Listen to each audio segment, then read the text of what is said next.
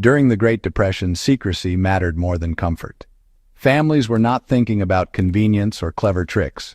They were thinking about survival under pressure. Banks failed overnight, homes were lost with little warning, and theft, both petty and desperate, became common. In that environment, anything that looked ordinary was valuable. Winter boots, heavy, worn, and unremarkable, became one of the most effective emergency safes precisely because no one thought twice about them. What follows is not folklore or novelty trivia. This is a documented, practical method of concealment used by working families who understood risk long before the term operational security existed.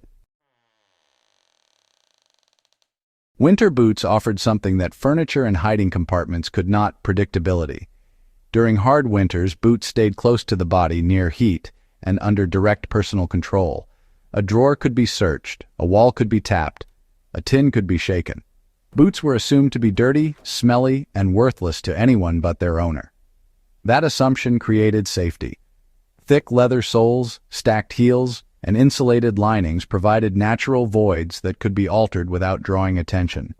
Families trusted boots because they traveled with them, stayed under beds, near stoves, or by doors, and were rarely examined closely even during forced moves or inspections. One common technique involved hollowing sections of stacked leather heels.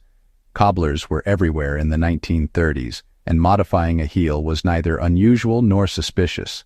A thin cavity could be cut between layers, large enough to hold folded bills, gold coins, or small documents.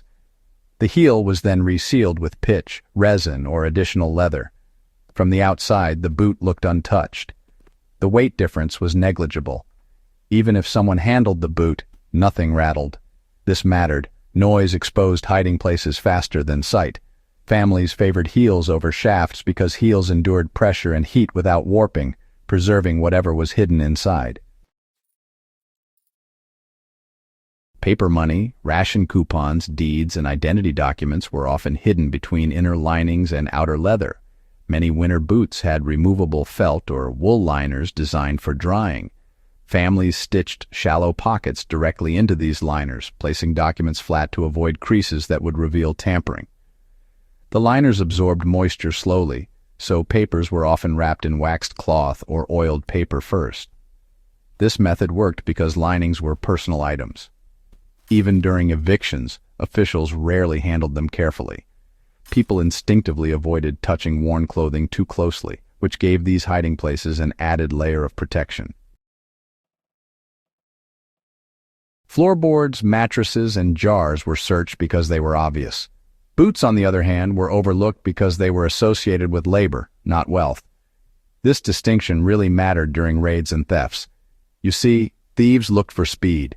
Inspectors, they looked for patterns. Boots, well, they had neither. They varied in shape, wear, and condition, and every family had them. A pair of cracked winter boots near a stove just blended into the background of poverty. That kind of camouflage was more effective than locks. Locks signaled value, while boots signaled hardship. In the Depression, appearing poor was, in a way, a form of protection.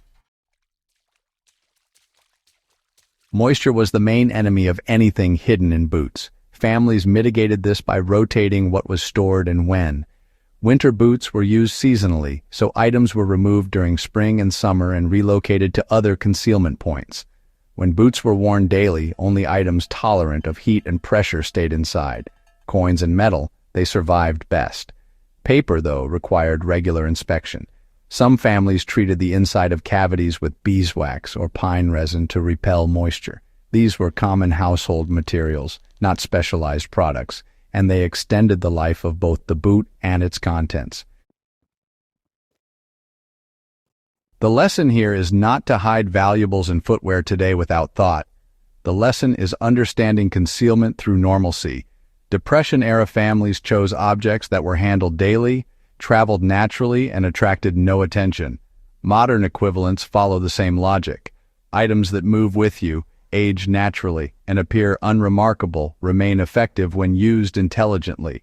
The boots themselves are less important than the principle they represent: control, proximity, and invisibility. Any modern application should respect materials, environment, and inspection risk just as carefully as families did in the 1930s. This was not paranoia. It was adaptation.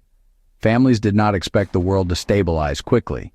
They expected disruption, loss, and scrutiny to continue indefinitely. Hiding valuables in boots was part of a larger mindset that prioritized decentralization. No single hiding place held everything. A boot might carry emergency cash. A coat lining might hold documents. A kitchen item might store coins. This distribution reduced catastrophic loss. When historians dismiss these practices as desperation, they miss the discipline behind them. These families planned for failure at every level, including their own displacement. The habits developed during the Depression carried directly into wartime civilian survival. Refugees, evacuees, and resistance members reused these techniques because they worked. Footwear concealment appears repeatedly in wartime accounts across Europe and North America.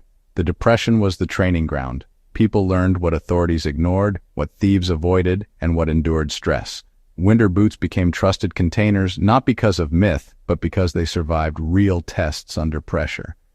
Understanding how ordinary objects were repurposed under extreme economic pressure teaches something modern gear never will. It shows how people think when systems fail slowly, not suddenly. There were no dramatic collapses, just erosion. Families adapted quietly. They did not advertise preparedness. They practiced it invisibly. That mindset is the real inheritance of Depression survival methods. Tools change, principles don't.